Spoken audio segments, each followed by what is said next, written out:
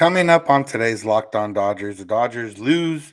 Juan Soto came to Los Angeles. Tony Gonsolin got his first loss of the season.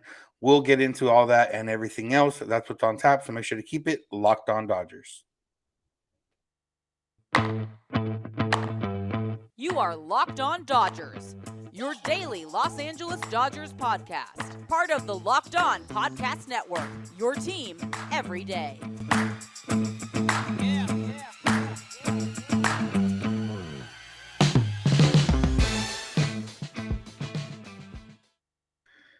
Yo, Dodger fans. Welcome to Locked On Dodgers. We are part of the Locked On Podcast Network, the number one local sports daily podcast network. Locked On, your team every day. This is Locked On Dodgers, and you can find us on YouTube or wherever you get podcasts by searching for Locked On Dodgers.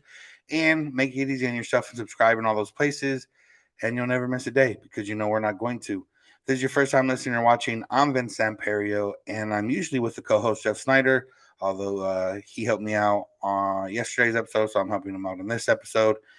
And we're going to talk about the Dodgers. But first, we are both lifelong Dodger fans that have spent time in the press box and covering the team in a variety of ways. And now one of those ways is this podcast here where we come to you every Monday through Friday talking Dodgers. And that's what we're going to do. All right, so the Dodgers lost for just the third time in the month of July. It was one of those games where you thought the Dodgers were going to get back in it. You thought the Dodgers were going to eventually take the lead and win this game just based on what we've seen recently. And they just didn't get that hit. They never quite got the big hit that they needed. Mookie Betts left 5 on base. Trey Turner left 3 on base. Max Muncy, Cody Bellinger left 3 on base. Basically, everybody left somebody on base other than Gavin Lux. And, the Dodgers put up 8 hits and only struck out 8 times, but they weren't able to get that one hit or one or two big hits in order to overcome the deficit that Tony Gonsolin put them in. Tony Gonsolin gets his first loss of the season. First regular season loss. He took the loss in the All-Star game as well. And he didn't pitch. Let's talk about Gonsolin. He didn't pitch terribly. He did make it through 6 innings. He did give up the 4 runs. But what was uncharacteristic about this start compared to all his other starts, basically since the beginning of May, is that he walked 3 guys. He hadn't walked more than 2 guys in a start since May 10th when he walked 4 against the Pirates. He went just 5 innings that time, but that time he didn't allow any runs. This time he allowed 4 runs. A little bit of hard luck in terms of how the runs scored. Some base hits, a blooper that dropped in front of Trace Thompson that it looked like he maybe could have got a ground ball by Juan Soto that ended up being a triple when he didn't even start running out of the box until the blue called it safe because it happened to go over first base, even though it landed in foul territory. So a little bit of hard luck there. It's not like he was giving up a lot of hard contact, but as we know and as we've talked about, the regression of Tony Gonsolin was going to start just based on, it was hard to be sustainable at a 1.5 ERA. And now you look at his last 3 starts, he finished one of his best starts of the season against the Padres, 7 2/3, gave up the 1 run, 8 strikeouts. After that game, his ERA dropped to 1.54. Since then, he's gone 7 innings, allowing 2 runs, 5 innings, allowing 5 runs, and now 6 innings, allowing 4 runs. His season ERA is up to 2.26. And it's a matter of a few factors. He like I said, other than yesterday when he walked 3 guys, he hadn't been walking guys. He only had 1 walk in the last 2 starts.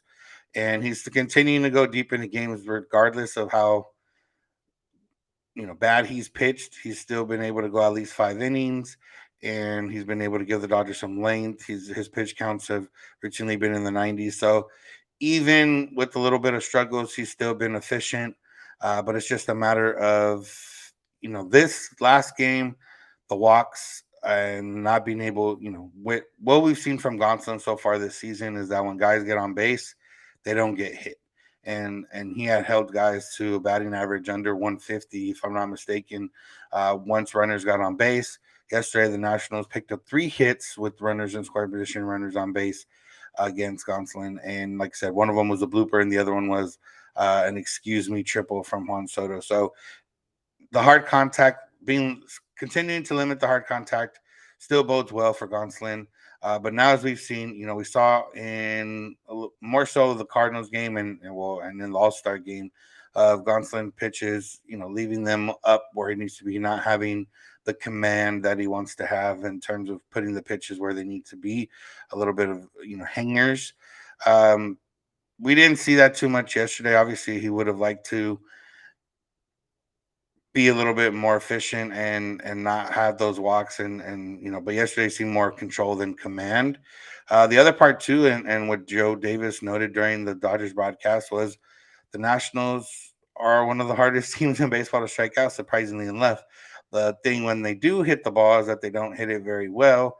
They are bottom of the league in slugging, um, but they don't strike out very much, and that's exactly what we saw yesterday. Even if some of those hits, were products of well placed bloopers and well placed ground balls. It was also a matter of they didn't strike out; they put the ball in play, and so sometimes that's what happens. So yes, Tony Gonsolin has allowed 9 runs in his last 2 starts. I don't think it's as concerning as some people may think it is. Um, you know, it's a matter of where can he settle down and where can he settle in. We already talked about Gonsolin just based on his BABIP, based on his fit, based on everything else of how he was due for a sort of regression like this. I believe we mentioned, he would probably finish the season with an ERA around 3. And if he can still do that, he's still going to be an effective starter for the Dodgers here in the second half and still going to be a big part of them, you know, heading into October, barring any trades for elite starting pitching. So while it's not fun and it hasn't been as fun to watch as it was earlier in the year, I think Gonson will be all right. He'll settle down. He'll have to make adjustments. He's gonna have to be he's gonna be dealing with something he's never really dealt before in terms of how many innings he's pitched. Being going out there every 5-6 days and throwing 90 plus pitches. He's going to be dealing with some of that fatigue. And even though he's more of a sinker ball pitcher and they seem to pitch better, not better, but they seem to not be affected by fatigue as much. What we see with him being affected is the command a little bit, leaving balls maybe up a little bit higher than he wants to, and hanging a few more pitches. So he's got to make the mental adjustment. He's got to maybe find something in his routine or his workout routine or something to kind of build some strength. And I think he'll be, like I said, he'll be fine. He's not going to be a Cy Young candidate with pitching to a 2 under ERA the rest of the season. But if he can give the Dodgers 6+ innings every time out with an ERA around 3, then the Dodgers are going to be fine because that's exactly what they need, especially with this offense on a normal night. Yesterday, they did just score the 1 run, but like I said, they had plenty of chances to break this game open, and they just couldn't do it. And one guy that could help them do it is Juan Soto, who was on the other side. We're going to see what Juan Soto, what that could cost, and if the Dodgers need to do that. But first, let's talk about Blue Now, because what is Blue Now? They are something that can help you out. They're a place that can help you out to celebrate all the life special moments, from creating the custom engagement ring of your dreams to gifting a classic and timeless jewelry piece, all at prices you won't find at a traditional jeweler. Please, please, please check out Blue Now. Whether you're ready to pop the question or you're celebrating a milestone moment, find jewelry as unique as her with the modern convenience of online shopping at BlueNow.com. Now, if you're looking to, we're always talking about the engagement rings, but if you're also just looking to celebrate life special moments with fine jewelry, well, they can help you out there. And if you don't know what to get, you don't know what to look for, you don't really know much about jewelry, Blue Now can help you out because they have jewelry experts on hand 24/7, available via phone or chat to help you find a memorable gift at every budget. So make your moment sparkle with jewelry from BlueNow.com. And right now is the Blue Now anniversary sale. Save up to 40% on classic fine jewelry pieces and 25% on engagement ring settings. Remember, every order is insured, ships free, and there's rising discreet packaging that won't give away what's inside. Shop stress free and find your forever piece. Go to BlueNow.com today. All right, speculation time. Not really, but with the Nationals in town, that means Juan Soto's in town, and that means that people are going to be asked about Juan Soto, and Juan Soto is going to be the talk of baseball and the talk of Los Angeles. We saw during the All Star game that he got the future Dodger chant in the outfield, turned around and gave him a smile. Uh, while we didn't quite hear it as loud or see the viral video like last time, I'm sure he got a lot of stuff out there in the outfield from the pavilions of people, cheering for him. He got cheers when they announced him in the starting lineup at the beginning of the game. So, for the next 2 days now, you're gonna expect more of that for Juan Soto. And just some quotes that came out of all this, because obviously Dave Roberts was asked about it. They even got Andrew Friedman to talk about it. Trey Turner was talking about it. And it all kind of came down to the same thing. Where here's what Dave Roberts said. He said, "Quote: If there's something that makes sense, I have all the confidence in our guy that they'll pull the trigger. If not, and it's status quo, then we'll move forward. The fans are gonna do what the fans are gonna do, and the media. But as far as us, that's out of our control. Out of our control. We're trying to get Soto out. They didn't do the greatest job of getting Soto out. He did have 2 hits and a walk yesterday, including that one triple that I mentioned earlier. But regardless of that, they talked about to Trey Turner, and he talked about the same thing as Roberts, basically, where so far he's learned if the Dodgers front office can get a deal done and it makes sense for them, then they're going to go out and make sense for them. He did say that I don't see that he's not really allowed to recruit, and he can't really recruit because he's not a free agent. But that he said, "I'm a Dodger and hope on the Dodgers." So there's that. And then Andrew Friedman, talking to Sportsnet LA, said, "Quote: Obviously, it's hard for me to talk about specific players on other teams, but I will echo what I've said in the past that star players don't come available very often. So when they are, we owe it to our fans to be by the blackboard and see those things out. We've been fortunate to line up on some, but obviously there's a lot that goes into that." So basically, they're having those conversations. We've seen the Dodgers be reported as one of those teams that have, inquired and asked about Juan Soto, and that makes sense.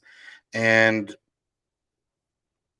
the more, I when this kind of broke right before All Star festivities, that was the talk. Everyone I talked to at Dodger Stadium, should the Dodgers trade for Soto? Does blah blah blah? Will the Dodgers get Soto? Everything else. And at that time, it was more for me. It was more of a, well, if the Dodgers get him, I'll be happy. If the Dodgers don't get him, I'll still be happy because the Dodgers are playing well right now.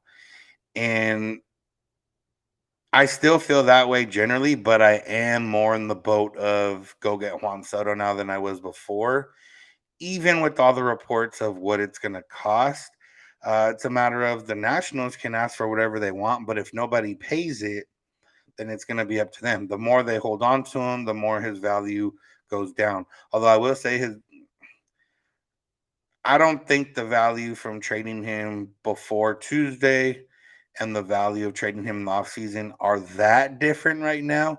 Might be a matter of, you do lose him for one playoff run, which if a team is in contention and wants Soto, then that does change things. Although we have seen some teams that aren't necessarily in a precocious playoff spot or gonna set up for success this October. We've seen some of them be in the mix, but what they've kind of said is maybe a couple players or 1 or 2 players that are already in the big leagues with team control, and then a bunch of prospects. Um, and it's just a matter of not all prospects are the same, and that's kind of what it comes down to when people hear and say and speculate, oh, it would take your 5 best prospects, but that's unfair to a team like the Dodgers, where their 5 best prospects are all top 100 prospects, depending on what publication you're looking at. Whereas another team might not have their top 5 prospects as top 100 prospects in baseball.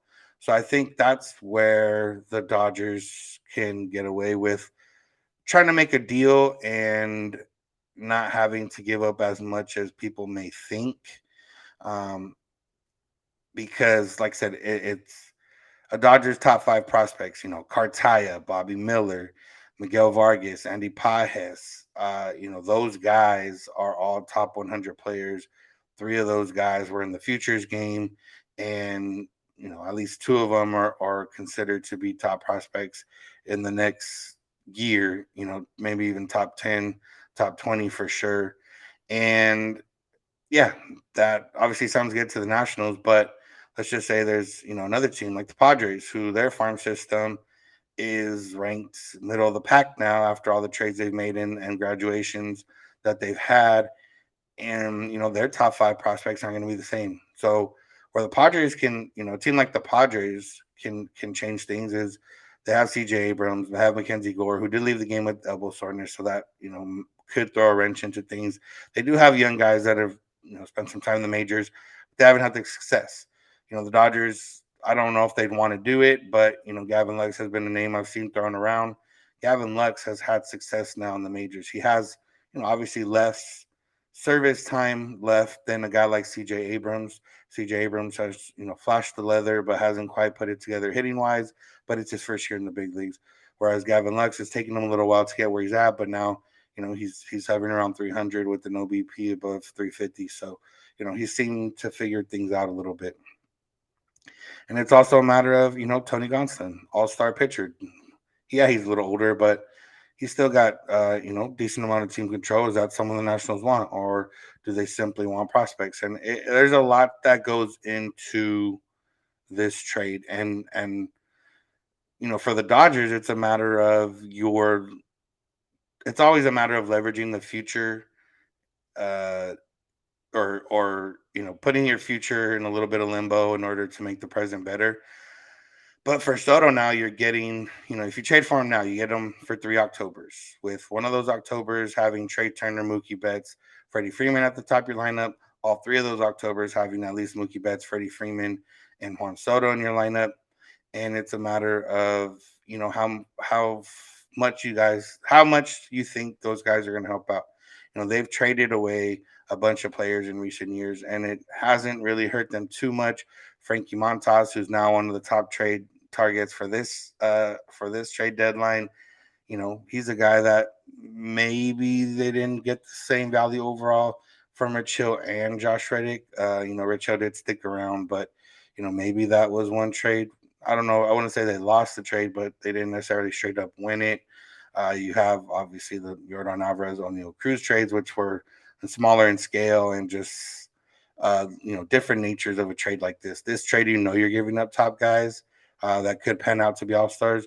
Those trades that they made for Josh Fields and Tony Watson, I don't think they were necessarily expecting them to turn into two, almost unicorns that are young and making an impact in the league.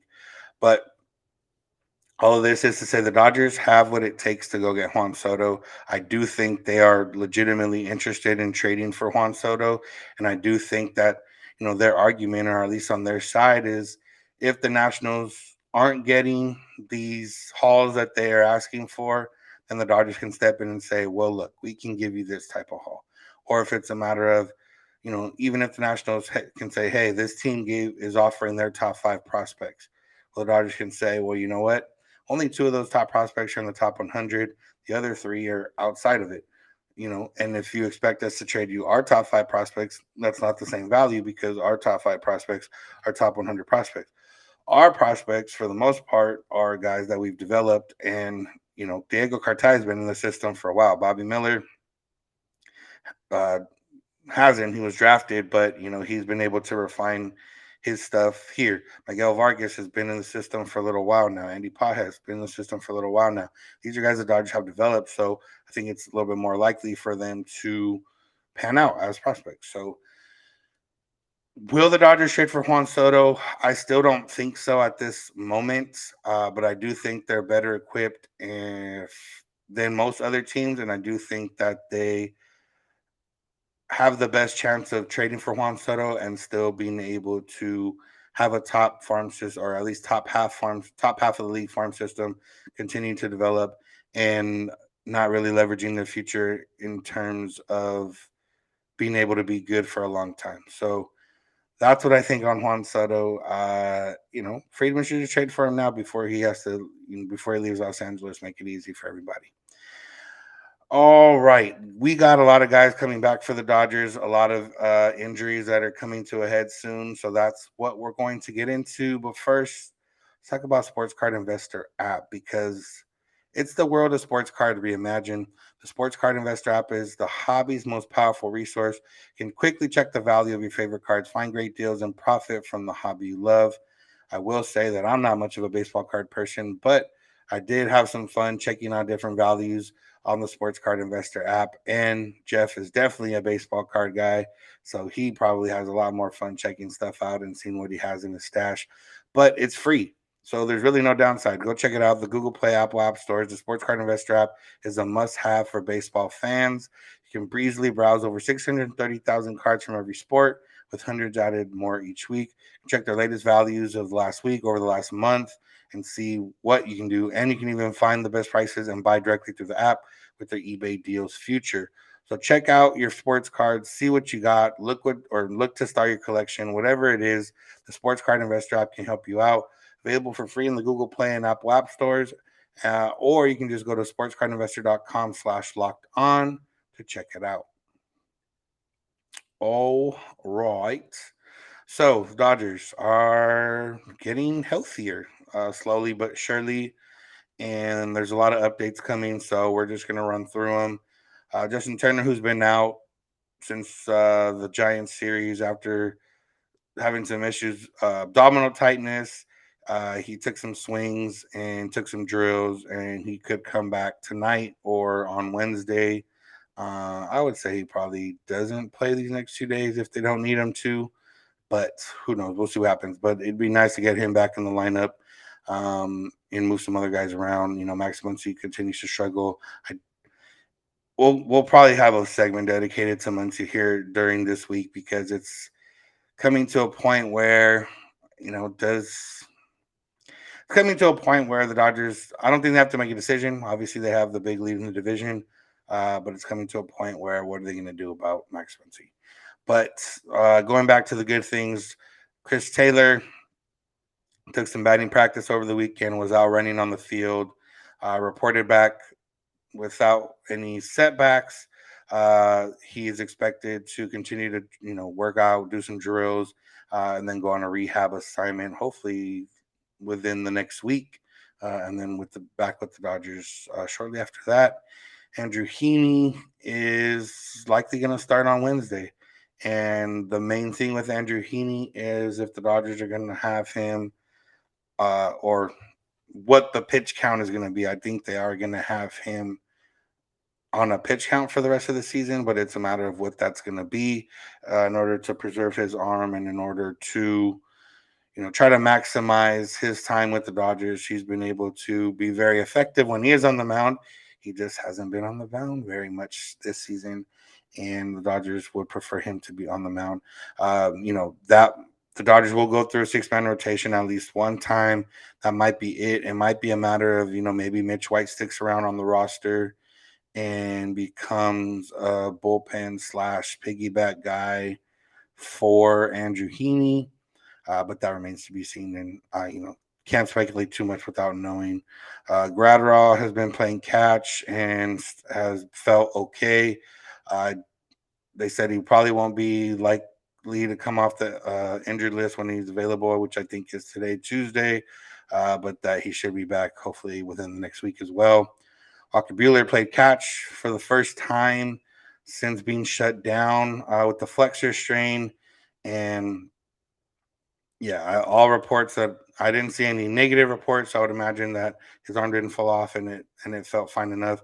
Obviously, when it was going to be very light catch, but it's also a matter of how he feels today and how he feels, even into Wednesday, of how effective or what the plan is now. I think if he stays on the path that he's going with everything going this way, then he could be expected back for the Dodgers in September. He did say though, um, I saw some quotes from Walker Buehler basically saying he wants to come back and help the Dodgers any way he can. and was very open to that being a bullpen role if it needs to be. He said that might be fun. So the Dodgers are getting guys back. I don't know what they're going to do at the deadline, if they get a starter, if they get a reliever, or whatever the case is. But this is something we've talked about with him, with Dustin May. If these guys do come back, it could be in a role that the Dodgers see better fit, which could be in the bullpen, especially if other bullpen guys like Blake Trinan, Tommy Kahnle, Victor Gonzalez, even Gradwell now in the IL don't come back or aren't as effective. So yeah, Walker Buehler, it's a matter of he can take his time. Things are getting short here, but if he's going to be a reliever, he has a little bit more time because it doesn't take as much to ramp up. So we'll see what happens. But trying in through a bullpen last week or over the weekend, um, and felt all right. I don't know what I think the next step for him is to face live hitters. Then I would imagine he maybe goes in a rehab assignment. I still wouldn't expect to see him before middle of August, but it's good that so far everything has looked well. You just hope that he doesn't get shut down. Dustin May pitched over the weekend for OKC. He was supposed to throw 3 innings, only threw 2 because of pitch count, but it's more, results are important for me. Obviously, throwing 49 pitches in 2 innings isn't efficient, but it's also a matter of how he feels the next couple of days. And as long as his stuff is coming back, and then, he'll get the feel for pitching and command and everything else as time goes on. But his health is kind of the more important thing. He will continue to add on an inning or up the pitch count every time out. I don't know how many rehab starts they're going to give him. I would at least imagine 3. So again, probably won't see him till the middle of August at the very earliest. But exciting to see Dustin May on the mound again and getting close to coming back. So I believe that is all for the updates, or at least the updates that we've gotten. And yeah, I mean that's where the Dodgers are at. They're getting healthy on the pitching side. They're getting a little bit healthier on the hitting side. They are going to have some, questions coming up with the deadline. The trade deadline is a week from today. So while there hasn't been much action so far, there hasn't even been too many rumors so far. I think it's a matter of some of the bigger names falling into place. Juan Soto, Frankie Montas, Luis Castillo, guys like that. I've seen Pablo Lopez name uh, linked and rumored a little bit more recently. Maybe the Marlins make him available. The Marlins can't hit, so I'm sure they're looking for some hitters. They have a lot of young pitching. And, maybe that's the way they go about it. But it's, good for the Dodgers. Dodgers 17-3 in the month of July. And I just named, you know, Dustin May, Walker Buehler, Blake Trinan, Andrew Heaney, all supposed to come back hopefully in the next 2 months, along with whatever they do at the trade deadline. So we just need everyone else to stay healthy, and the Dodgers will be in a good spot. So, yeah, that's it. Although last night's game was annoying, there's a lot to look forward to. The Dodgers should right the ship and win. The Nationals aren't good. Although I think I saw the stat that 11 of the Dodgers' 31 losses have been to Pirates, Nationals, Rockies, and somebody else. So for whatever reason, the bad teams get them sometimes. But although on Monday it was a weird time for all MLB because of the 12 games played, 11 of them were won by the team with the lower record. So maybe that was just a matter of it's a case of the Mondays. But that's going to do it for today's episode. Thank you all for listening. Thank you for making Locked On Dodgers your first listen of the day every day. Check out Locked On MLB with Paul Francis Sullivan, a.k.a. Sully. He brings humor, passion, and a unique perspective on every team and covers the biggest stories around the league. Follow the #1 daily league-wide podcast, Locked On MLB, on Odyssey app, YouTube, or wherever you get podcasts. We'll be back to talk about the National Series.